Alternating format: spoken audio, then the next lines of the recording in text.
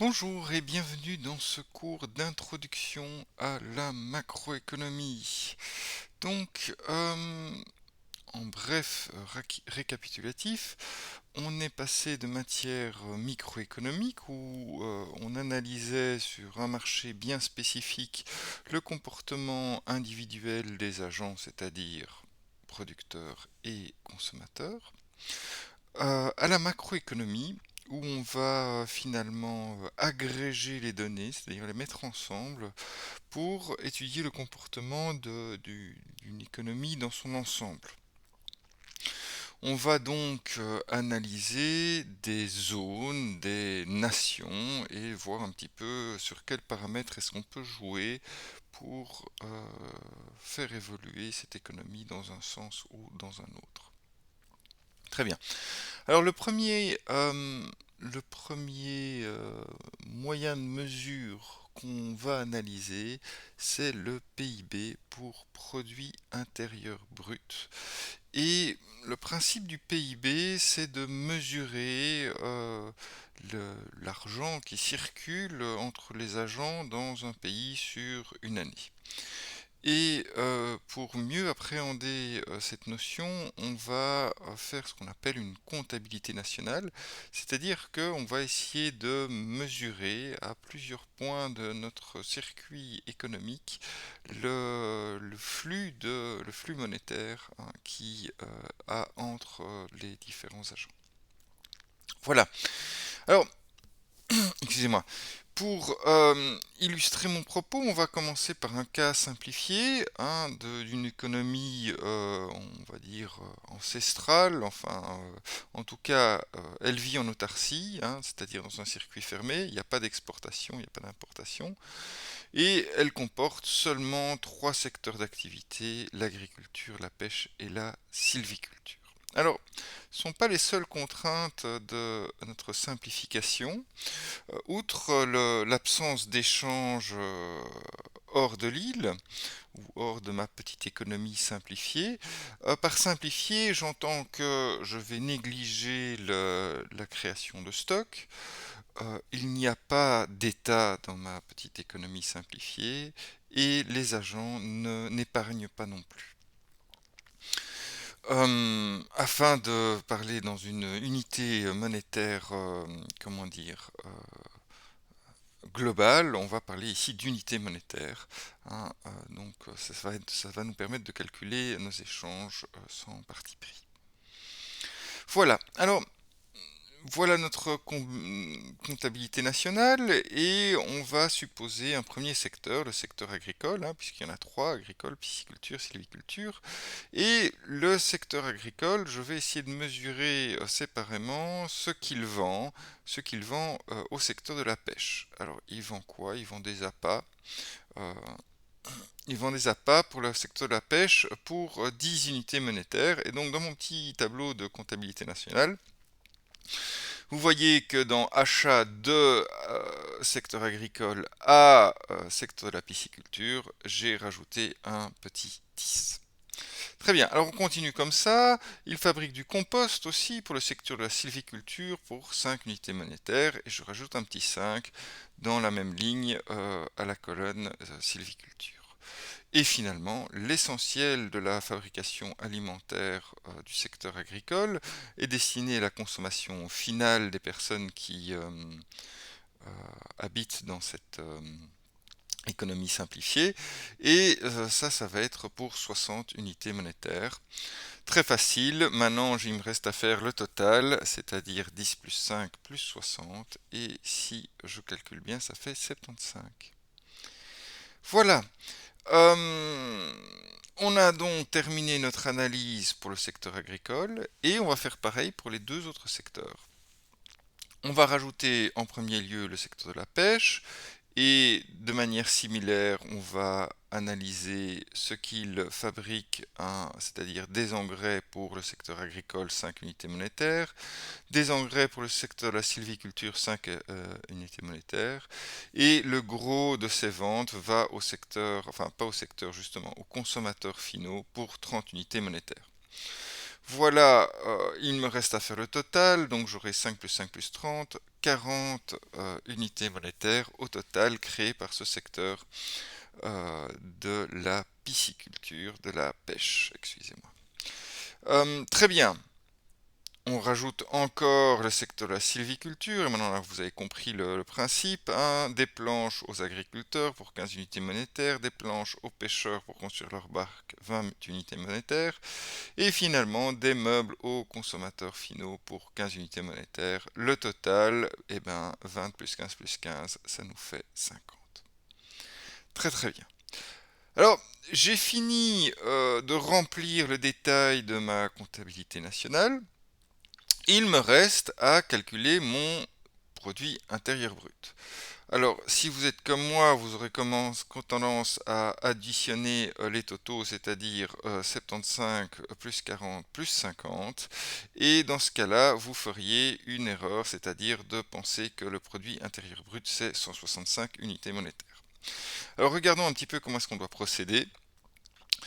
Euh, pour ne pas surestimer mon produit intérieur brut, ce que je vais faire, c'est me rendre compte que chaque secteur, eh ben, il a un chiffre d'affaires, hein, c'est la colonne de droite, la totale, c'est son chiffre d'affaires total, mais il a aussi ce qu'on appelle des consommations intermédiaires, c'est-à-dire ben, des coûts, hein, il y a des choses qu'il doit acheter ailleurs.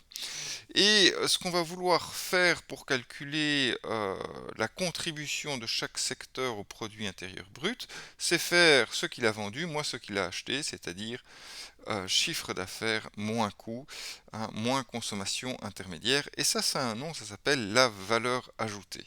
Hein, c'est un terme qu'on connaît bien parce que notamment elle est taxée, taxe sur la valeur ajoutée, c'est celle-là, c'est la valeur ajoutée. Donc, pour calculer ma valeur ajoutée, je vais donc bien faire 75, moins 5, moins 15, hein, et ça me fait 55. Bien, maintenant que j'ai rajouté ma nouvelle ligne à ma comptabilité nationale, je vais pouvoir procéder de même pour les secteurs de la pêche et de la sylviculture. Alors, je reprends le chiffre d'affaires et j'y soustrais les coûts, hein, donc 40 moins 30, ça fait bien 10. Et puis 50 moins 10, ça fait bien 40 pour le secteur de la sylviculture. Bien, je peux maintenant enfin avoir mon produit intérieur brut et je vais l'obtenir par ce qu'on appelle l'optique production. C'est-à-dire qu'une des manières de mesurer le PIB en fonction de la production est donc de faire la somme des valeurs ajoutées. On va le noter comme ça, hein, le PIB qu'on va noter Y de manière récurrente en macroéconomie est la somme pour I allant de 1 à N des valeurs ajoutées. Hein. I, ça veut dire chaque secteur. Hein, donc, si j'ai trois secteurs ici, ça va être la somme pour I allant de 1 à 3 des valeurs ajoutées de chaque secteur. Donc, c'est bien la valeur ajoutée de mes agriculteurs, plus de mes pêcheurs, plus de mes sylviculteurs. Si j'avais plus de secteurs d'activité, eh ben, cette notation me permet voilà, d'être toujours vrai, peu importe le nombre de secteurs d'activité. Bien, donc ça c'est la première manière de calculer mon PIB. Alors, il se fait que si vous avez été fin observateur, vous avez remarqué que eh ben, les valeurs ajoutées, c'est ce qui permet de rémunérer les travailleurs et les propriétaires. Ah oui, c'est bien ce qui est gagné en travaillant qui va rémunérer les uns et les autres. Et donc, je vais pouvoir calculer aussi mon PIB en faisant par l'optique revenu, en faisant justement la somme de tous les revenus. On voit ici PIB est également égal à la somme pour I est égal à 1 à N des RI, c'est-à-dire de chaque revenu des N personnes de ce pays. Bien. Alors, si vous avez été encore plus fins observateurs, vous avez aussi remarqué que la somme des consommations était également égale à 105. Bah oui, tout ce qui est gagné est consommé, c'était une des hypothèses de notre petite économie simplifiée. Donc, je vais pouvoir aussi calculer le PIB en fonction de l'optique dite des dépenses, hein, en faisant la somme de tout ce qui a été consommé. hein. Donc I représente une consommation parmi les N consommations au total. Si je fais la somme de toutes ces consommations, j'arriverai également à mon produit intérieur brut. Bien, on a donc vu trois manières de calculer ce PIB. Hein, oui, j'ai mis produit national ici parce qu'on est dans une économie fermée et que l'un est égal à l'autre, hein, mais c'est bien le PIB dont on parle. Hein, somme des valeurs ajoutées, somme des consommations et somme des revenus. Très bien. Alors, ceci, on n'a pas réellement besoin de le retenir parce que je vous rappelle, le PIB, c'est une mesure finalement de l'activité économique, donc des flux économiques qu'on a dans notre circuit économique. Alors, rappelez-vous du premier cours qu'on a eu ensemble, je vous ai décrit dans ce cours le circuit économique, et donc on voit bien que dans un circuit économique simplifié, ici juste avec les ménages et les entreprises, hein, un petit peu comme dans le modèle que je vous ai montré là tout de suite, eh ben, si je me place à un certain endroit dans ce circuit économique, eh ben, je vais retrouver hein, cette règle qui est que le PIB hein, est finalement ben, la somme des flux qui circulent dans ce circuit économique. Bien. Alors, euh, on retrouve donc ici, à la sortie des entreprises, la somme des valeurs ajoutées, donc tout ce qui a été gagné, entre guillemets, par les entreprises, bah, elle va être distribuée en bénéfices aux propriétaires et en salaire aux travailleurs. De même, les ménages, ben, ça va correspondre à leurs revenus, hein, ces valeurs ajoutées, et finalement, ces ménages, pour autant qu'il n'y ait pas d'épargne, évidemment, puisque c'est notre hypothèse ici, ils vont tout dépenser en consommation dans ces entreprises. Donc, ces trois endroits pour mesurer le flux sont très intéressants. Alors, évidemment, nous, on va passer à une notion d'économie réelle et non simplifiée, et on va augmenter un petit peu la complexité. Qu'est-ce qu'on va augmenter comme complexité? Ben, on va rajouter des banques, on va rajouter un État, et on va rajouter un reste du monde, une vue systémique sur ce qu'on fait. Très bien. On va aussi évidemment comprendre qu'il y a moyen de stocker des biens et qu'il y a moyen d'épargner. Et finalement, on va rajouter quelques petites choses qui sont importantes. Le premier, c'est que ben, dans une économie réelle, on a une inflation, hein, on a vu ce que c'était ensemble à la Banque nationale, hein, une augmentation générale des prix. Et donc, on ne va pas parler de PIB nominal, mais on va parler de PIB réel, c'est-à-dire que on va corriger le montant du PIB par l'inflation. C'est aussi simple que ça. Autre chose, on va vouloir comparer des zones de taille différentes pour savoir si elles sont en plus ou moins bonne santé économique entre guillemets, hein. Et pour ça, ben, on va devoir finalement diviser le PIB par habitant afin de pouvoir ben, voir quelle est la, la valeur créée par chaque habitant dans une zone. Ensuite, on va devoir corriger notre PIB parce que vous savez qu'il y a des unités monétaires qui sont différentes dans différents endroits du monde et donc on va vouloir corriger ces unités monétaires pour finalement nous montrer ben, qu'est-ce qu'on peut acheter, hein, c'est ce qu'on appelle la parité du pouvoir d'achat, qu'est-ce qu'on peut acheter avec une unité, hein, et donc on va parler en dollars parité du pouvoir d'achat qui est une unité monétaire imaginée pour voilà, pouvoir comparer un pouvoir d'achat équivalent en monnaie différente. Bien, très très bien. Alors maintenant qu'on sait où est-ce qu'on veut arriver, on va reprendre notre circuit d'économie simplifiée et on va se mettre à l'endroit qui arrive aux entreprises là, hein, et on va se dire ok, c'est à partir de là qu'on va vouloir complexifier les choses et la première chose qu'on sait, c'est qu'à cet endroit-là, le PIB, il est déjà égal à ce qui va être consommé, hein, c'est la petite bulle achetée. Là, les ménages, ils vont acheter des choses aux entreprises et donc la consommation, ça va rentrer en compte pour la mesure de ce PIB à cet endroit-ci. Alors, complexifions un petit peu avec les investissements, on va rajouter les banques, hein, et on sait que par l'intermédiaire des banques, eh ben, différents agents vont pouvoir placer leur argent en banque et ces banques vont investir cet argent vers les entreprises. Donc on va ajouter le PIB qu'on mesure au flux qui rentre dans l'entreprise en rajoutant à la consommation les investissements pour prendre en compte ces banques. Bien. Alors, on va rajouter aussi les pouvoirs publics, et les pouvoirs publics, ils vont aussi dépenser, hein. Ils récoltent quelque part des impôts, des cotisations de sécurité sociale et tout ça, et ils utilisent tout cet argent pour demander à des entreprises de faire des travaux. Et donc, on va rajouter à ce PIB G qui est dépenses gouvernementales, hein. Donc ça nous fait une troisième chose pour calculer notre PIB. Finalement, on va insérer notre zone dans un système international et analyser les exportations et les importations. Donc, toute importation est un flux sortant de cash et toute exportation est un flux entrant de cash. On va donc rajouter à ce PIB x moins m, donc exportation moins importation, pour avoir finalement l'équation de mon PIB tel que je vais le retenir en macroéconomie, c'est-à-dire consommation plus investissement plus dépenses gouvernementales plus balance commerciale, c'est-à-dire exportation moins importation. Bien. Alors, qu'est-ce qu'on peut remarquer à partir de ça? C'est que d'abord, de manière générique, le produit intérieur brut, il a globalement bien augmenté sur la dernière centaine d'années.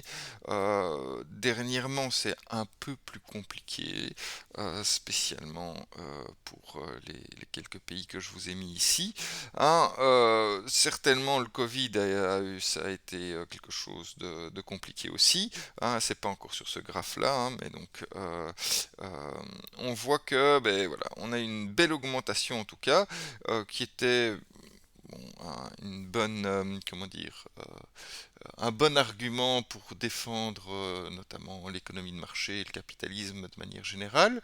On voit aussi que, voilà, est-ce que ça va rester vrai cette augmentation du PIB? Il y a pas mal d'indicateurs qui nous disent que non, ça va pas rester un PIB en croissance constante.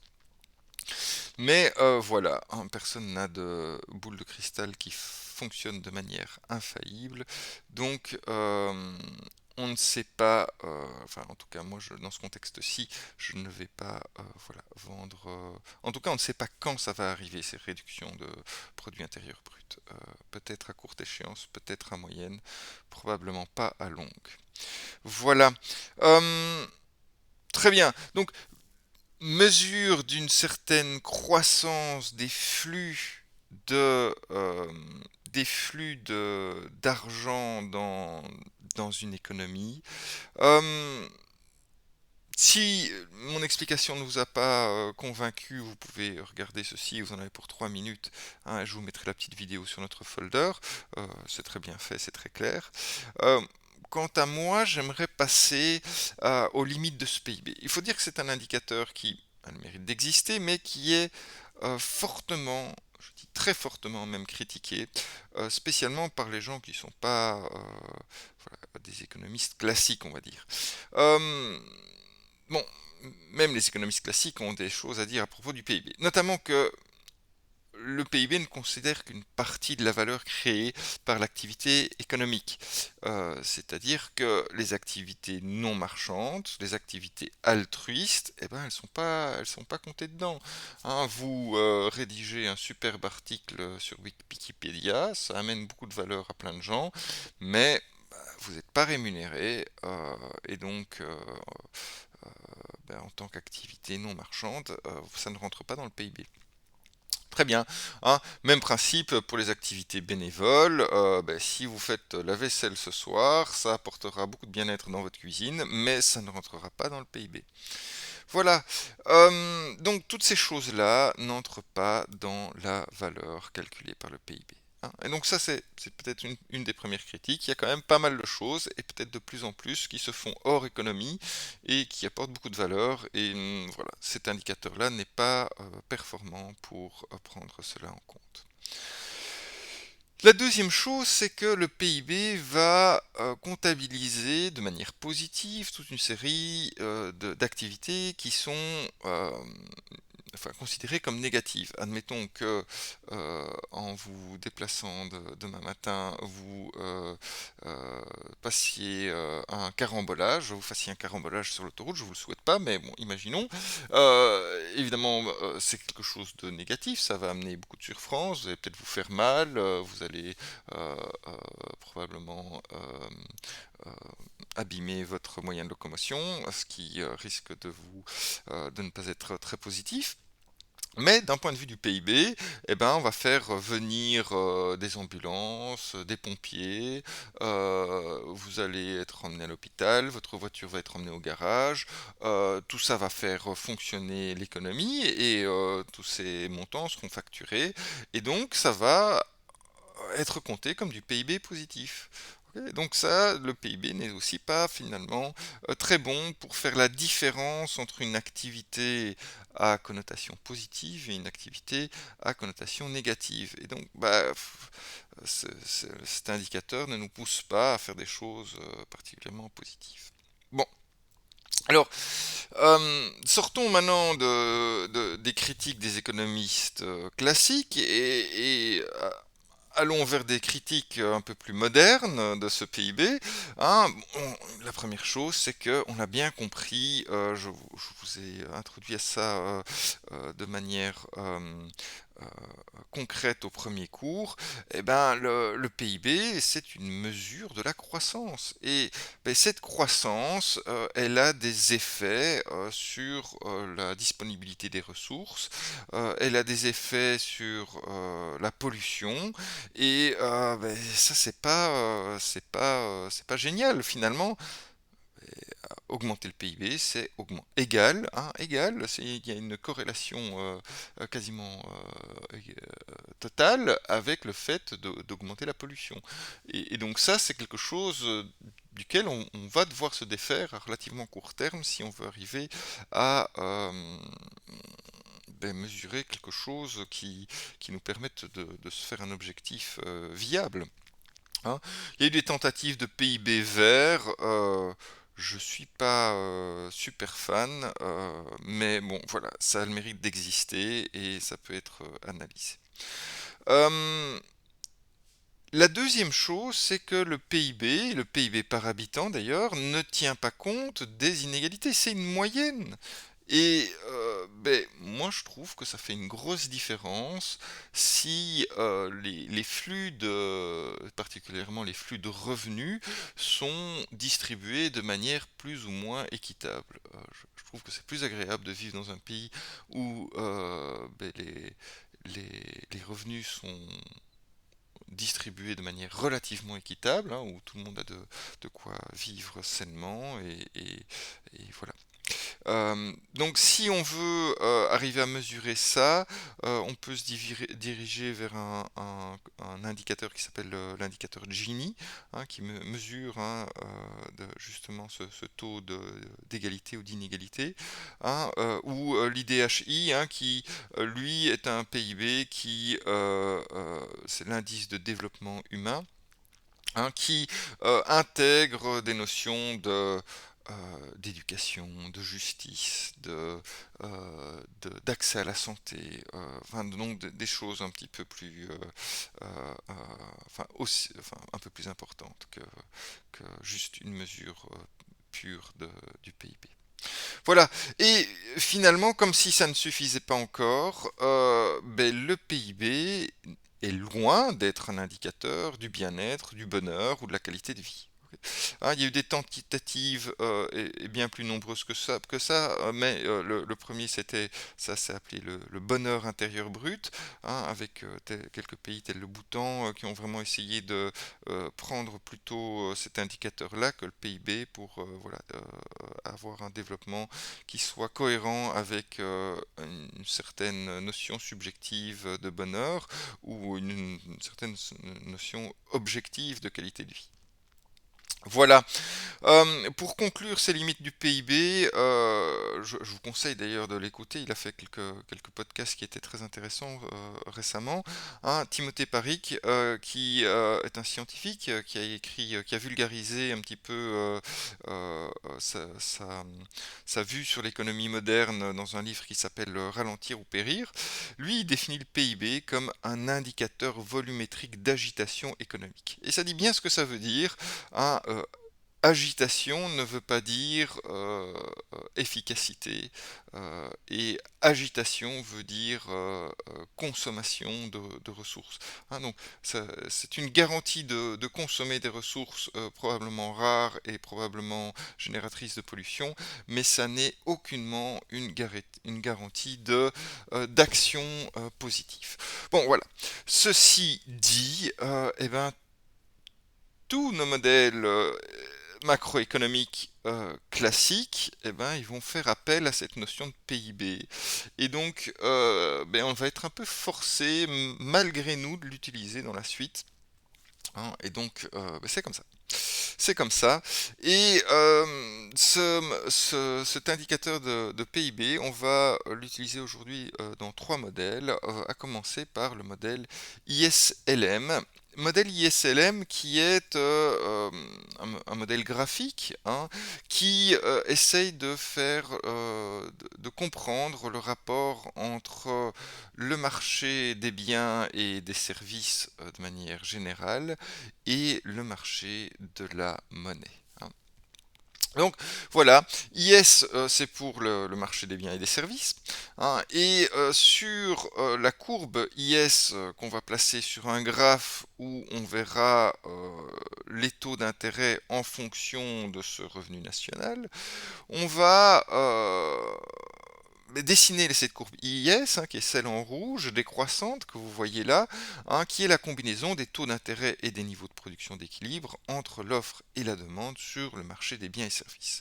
Alors voici comment est-ce qu'on peut l'écrire dans le cadre du modèle IS. Vous reconnaissez finalement l'équation un petit peu simplifié ici, puisqu'il n'y a pas de balance commerciale, un petit peu simplifié de mon PIB. Donc IS, c'est la consommation, plus l'investissement, plus les dépenses gouvernementales. Alors la consommation, elle est fonction mais bien sûr du taux d'intérêt, mais aussi du PIB. Au plus le PIB est élevé, au plus on consomme, on a bien compris. Et au plus le taux d'intérêt est élevé, au moins on consomme. Parce qu'on pourra moins emprunter si le taux d'intérêt. Voilà. Si le taux d'intérêt est bas, à ce moment-là, on pourra plus emprunter. Très bien, l'investissement, ben, c'est la même chose. Au plus le PIB est élevé, ben, au plus on peut investir. Et au plus l'intérêt est élevé, au moins on peut investir. Et finalement, les dépenses gouvernementales, eh ben, elles sont censées être voilà, à la discrétion du pouvoir politique. Très très bien. Alors, pourquoi est-ce que la pente IS est décroissante? Parce que simplement, si je diminue mon taux d'intérêt, je vais pouvoir augmenter ma consommation et mon investissement. Et donc ça va faire directement euh, augmenter mon PIB. Très bien. À côté de ça, j'ai ma courbe LM. Elle est là en bleu, et on voit qu'elle est un petit peu spéciale. Elle a des petits angles. Elle a trois parties finalement, cette courbe LM. Mais bon, d'abord la courbe LM, qu'est-ce que ça représente? Ça représente l'offre de monnaie qui est dépendante de trois choses. La demande de monnaie pour spéculation, la demande de monnaie, c'est-à-dire pour jouer au jeu d'argent, si vous voulez, la demande de monnaie pour les transactions, et la demande de monnaie pour la précaution, c'est-à-dire pour mettre un peu d'argent de côté. Alors, LM a une partie horizontale, c'est-à-dire que dans cette partie-là, le taux d'intérêt est tellement faible que tout le monde a envie d'emprunter de l'argent dans le but de spéculer. Ok. On a une rentabilité financière anticipée qui est assez bonne puisqu'on doit on ne doit pas payer l'argent très cher, hein, et donc ça va nous rendre euh, comment dire, cette offre de monnaie totalement horizontale. Ensuite, on est dans la partie combinée qui est croissante, hein. Dans cette partie-là, bah, si le PIB il augmente, et ben, la demande de monnaie elle augmente, et à offre constante, et ben, l'intérêt il va augmenter. Ok, c'est tout à fait logique. Jusqu'à un endroit où ma courbe LM, oui, sera verticale. Ici, ben, la rentabilité financière anticipée, elle est nulle, donc la demande de monnaie, elle est exclusivement pour motif de transaction. Voilà. Maintenant qu'on a un petit peu décrit à quoi ressemblait notre courbe ISLM, eh ben on va voir quelles sont les possibilités de politique budgétaire et monétaire par la suite, hein, dans ce contexte-là.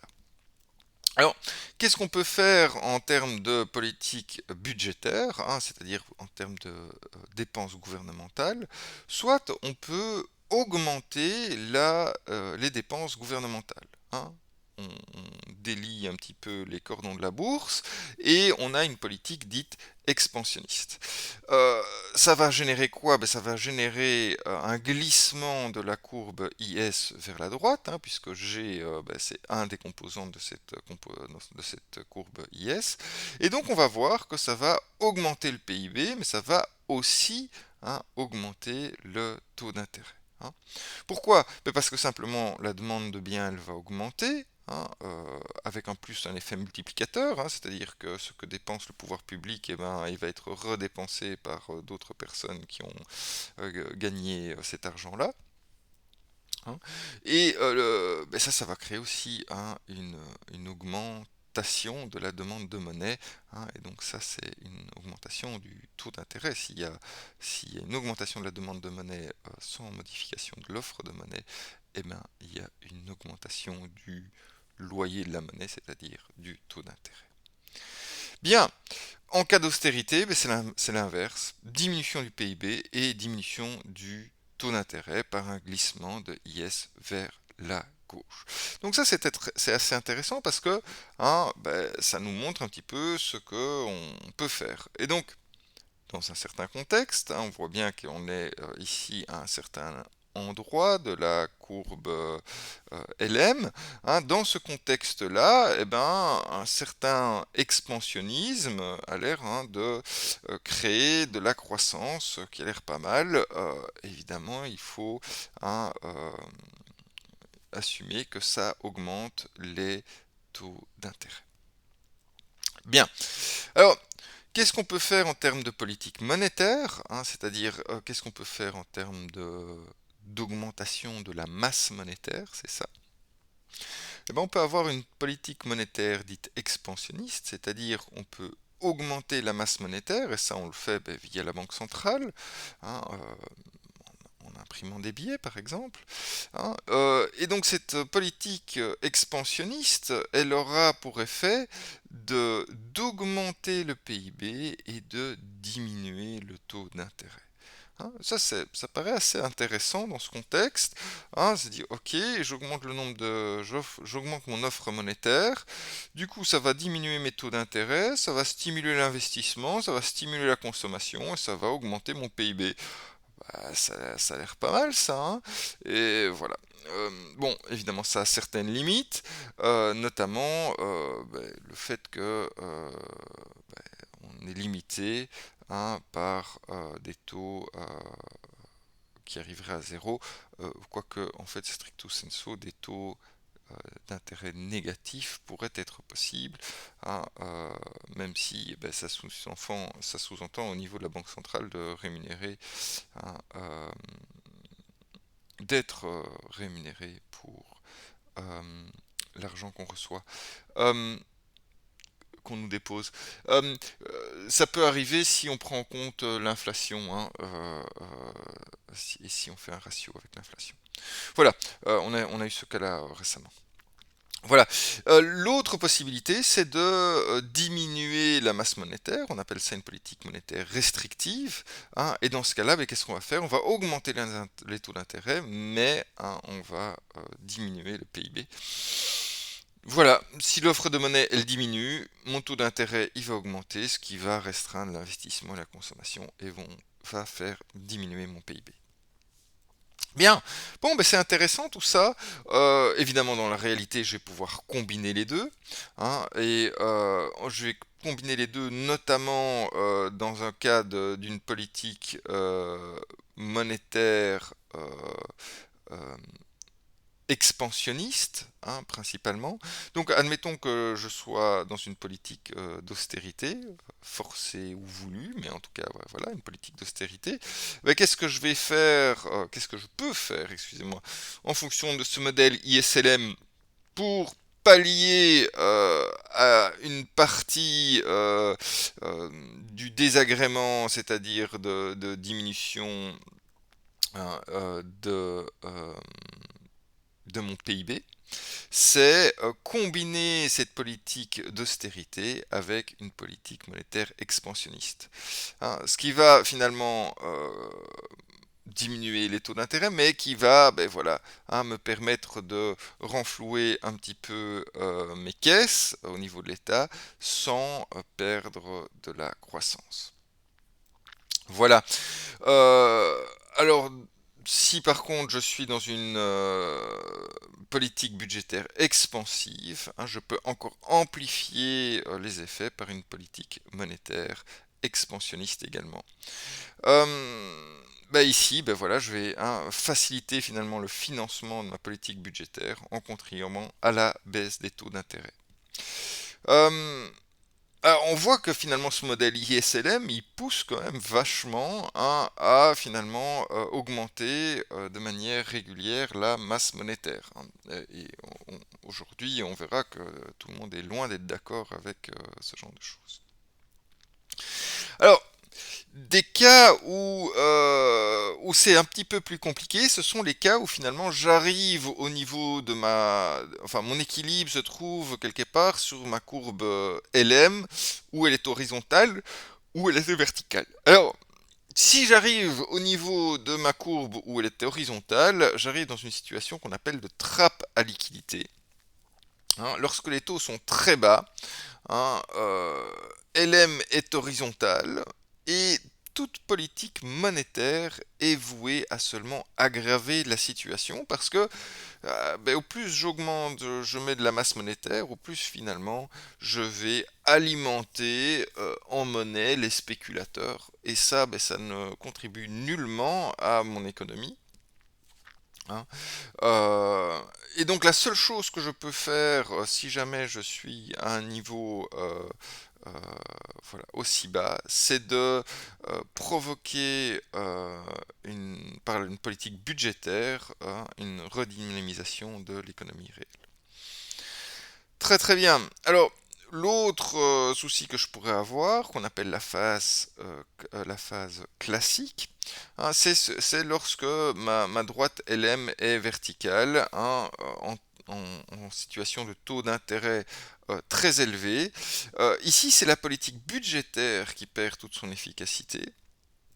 Hein, parce que finalement, tout investissement supplémentaire ou plutôt toute dépense gouvernementale supplémentaire ne fera que mobiliser plus euh, de masse monétaire et augmentera les taux d'intérêt.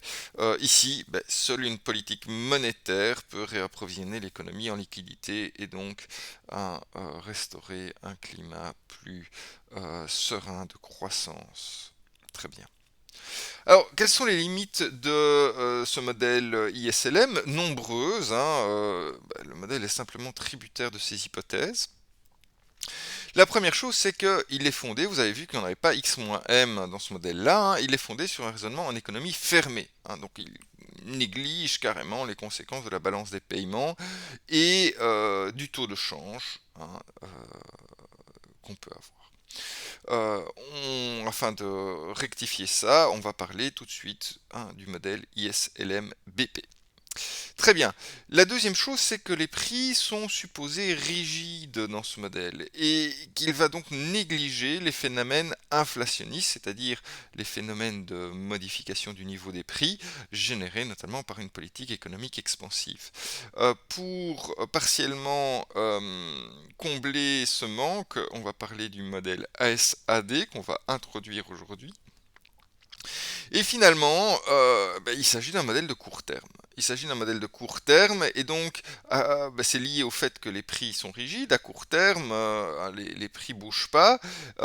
Seulement à long terme, mais les prix vont s'ajuster à la masse monétaire, hein. Et donc, pour pallier à ça, on verra au prochain cours l'équation monétariste de Fisher qui va nous aider à comprendre un petit peu comment est-ce que la masse monétaire, hein, est liée au niveau des prix. Bien, très très bien. Eh ben, allons-y pour ce modèle ISLM-BP. Et ici, on va l'analyser dans un cas de mobilité dite parfaite des capitaux, c'est-à-dire que ben voilà, hein, il n'y a pas de problème pour aller investir dans une zone ou dans un autre, peu importe la zone à laquelle vous appartenez en tant qu'investisseur. Excusez-moi. Bon, alors le voilà, hein, il ressemble à ISLM, on va juste rajouter une droite ici orange. Donc l'IS y ressemble, mais on va quand même y rajouter la balance des paiements, hein. Donc vous voyez que l'équation est la même. On va rajouter X moins M, hein, donc le solde de la balance des transactions courantes, hein, voilà. L'autre chose qu'on va modifier, c'est au niveau de LM. Alors LM, son équation, elle va pas être modifiée, mais il faudra qu'on s'imagine évidemment que la demande de monnaie de la part des agents non résidents est inclue dans les différentes demandes de monnaie telles qu'on les a vues dans le modèle ISLM. Très bien. Et finalement, BP, hein, la balance des paiements, elle représente l'ensemble des combinaisons, taux d'intérêt et niveau de production, hein, toujours les mêmes combinaisons, qui assurent la balance des paiements. Alors la balance des paiements, c'est quoi? C'est deux choses. C'est la balance des transactions, hein, courantes, c'est-à-dire finalement quel est X moins M en termes de biens et de services, et la balance des capitaux. La balance des capitaux, elle va finalement observer à quel point les capitaux rentrent, donc l'argent à investir rentre dans notre zone, dans notre économie, par achat de la devise notamment, hein, ou sort de la zone par revente de la devise nationale. Très bien. Alors, cette balance des paiements, c'est X moins M, hein, mais c'est aussi, hein, elle est compensée finalement par une balance des capitaux. Alors, on va voir que le taux de change va jouer sur l'augmentation et la diminution des exportations et des importations.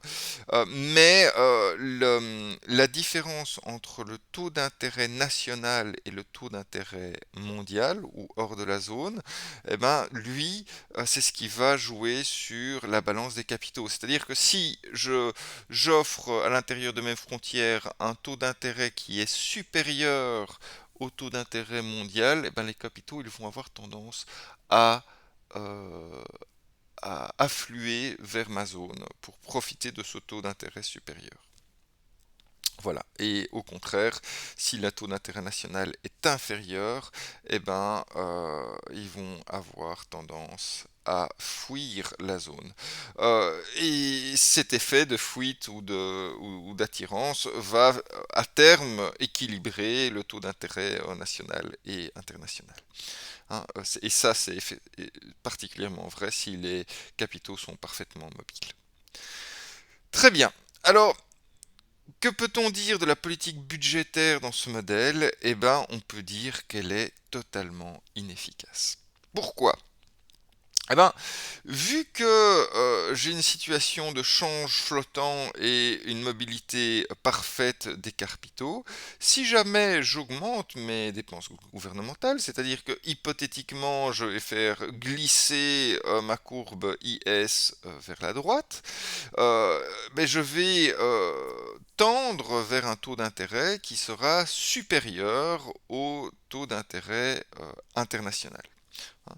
Donc, en augmentant mes taux d'intérêt, ben, je vais augmenter la différence qu'il y a entre mon taux d'intérêt et le taux d'intérêt international. Et de ce fait, je vais attirer les capitaux étrangers qui vont acheter ma monnaie et apprécier mon taux de change. Et si mon taux de change s'apprécie, ça veut dire que eh ben, ce que je vais exporter va coûter plus cher aux acheteurs internationaux et donc ça va diminuer mes exportations et ça aura tendance à ramener ma courbe IS vers l'endroit d'où elle était partie. Hein. Et donc il y a une partie une partie totale en cas de mobilité parfaite des capitaux, hein, mais donc il y a une partie de cet intérêt de dépenses gouvernementales qui va être complètement biaisé. Et par contre, si je dépense moins, si j'ai une politique budgétaire restrictive, eh ben ça va diminuer mes taux d'intérêt et ça va avoir tendance à faire fuir mes capitaux, hein, et donc ma ils vont vendre à l'étranger ma devise nationale et ben, du coup ça va avoir tendance à déprécier ma monnaie, ce qui va augmenter la compétitivité de mes biens exportés à l'international et donc augmenter mes exportations et de ce fait-là, IS retourne à sa place. Hein, on voit donc ici ce modèle d'ISLM BP, hein, dans un cadre de mobilité intense des capitaux et de change flottant, eh ben, il promeut donc peu d'intervention de l'État. Hein. Et c'est voilà, une des raisons pour lesquelles hein, ben, il y en a pas mal qui sont pour une politique budgétaire hein, restrictive, c'est-à-dire l'austérité. Hein, c'est l'austérité, ça. C'est l'austérité. Voilà.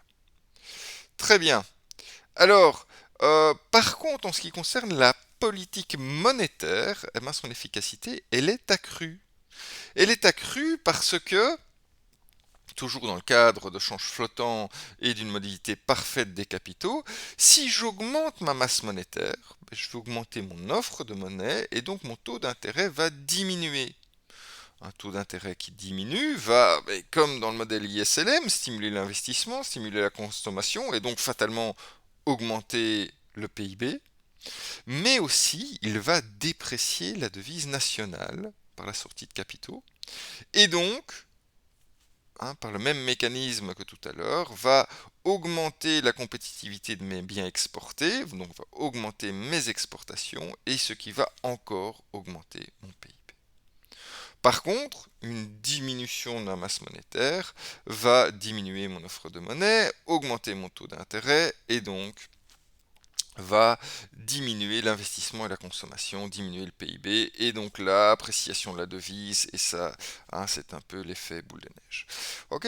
Donc, on voit ici que la politique monétaire expansionniste, eh ben, elle est fortement positive dans ce modèle-ci. Alors, quelles sont les limites du modèle ISLM-BP? Commençons peut-être d'abord par ce qu'il permet. Mais il permet de comprendre la perte d'efficacité des politiques budgétaires. Ok. Pour la petite histoire, hein, vous vous rappelez de Keynes et finalement de sa solution à la crise de 29 qui avait été, écoutez, il faut hein, relancer l'économie en dépensant massivement l'argent de l'État. Bon, ça a été essayé, notamment dans les années 1970, dans un contexte de, crise, ou en tout cas, on va dire plutôt de la fin des 30 glorieuses. Hein. Fin des 30 glorieuses, l'économie se ralentit, et se dit, hey, c'est quoi cette histoire-là? Et pas quelques États ont dit, ah, rappelons-nous Keynes, les choses vont un peu moins bien, et ben relançons l'économie. Et ben ça n'a pas marché du tout. Okay, ça n'a pas marché du tout, hein, justement par des mécanismes qui sont expliqués par ce modèle ISLMBP. Bon, limite, ben, le modèle ISLMBP, il reste un modèle de court terme à prix rigide, hein, et donc pour mieux appréhender ça, on va parler maintenant du modèle ASAD. Et les enseignements du modèle, hein, sont un peu extrêmes ici, puisqu'ils sont conditionnés par le degré de mobilité réelle des capitaux, hein, puisque ben, la mobilité parfaite n'existe pas. Hein. Donc ça veut dire que finalement, cette balance des paiements, ce ne sera pas une droite horizontale, ce sera une droite légèrement croissante, hein, ce qui n'empêche pas de réfléchir relativement bien. Très très bien.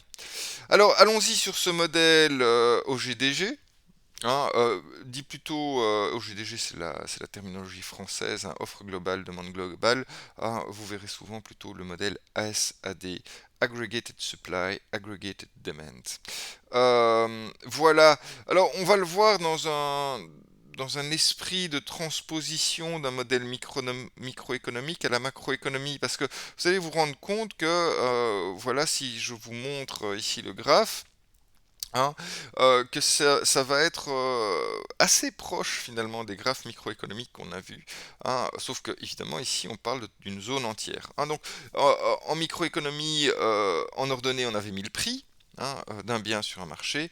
En macro on va mettre P aussi, mais ça va être le niveau, hein, général des prix, c'est-à-dire l'indice des prix à la consommation.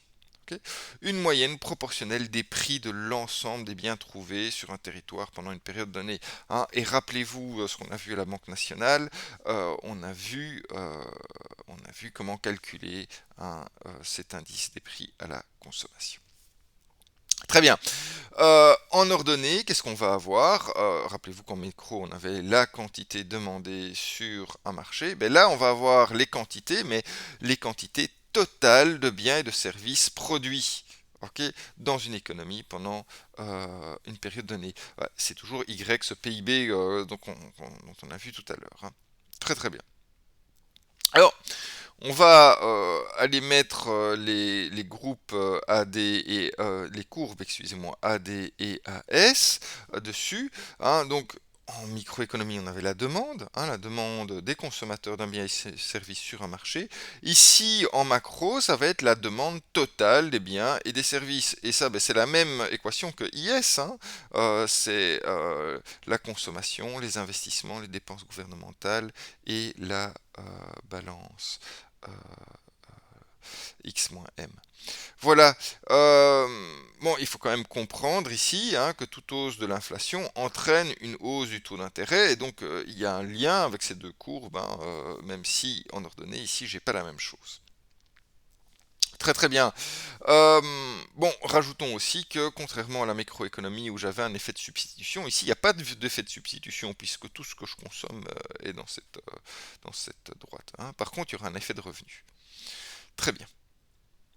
Alors, on va la croiser avec la droite AS et pour l'instant, on va un petit peu simplifier cette AS. Hein.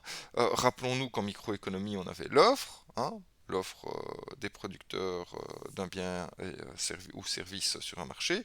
Ici, on aura l'offre de l'ensemble des entreprises et des entrepreneurs individuels sur l'ensemble des marchés. Ok, pour toute l'économie. Euh, alors, on va pouvoir garder le fait qu'elle va être modifiée, du moins à court terme. À court terme, elle va être modifiée par les coûts de production.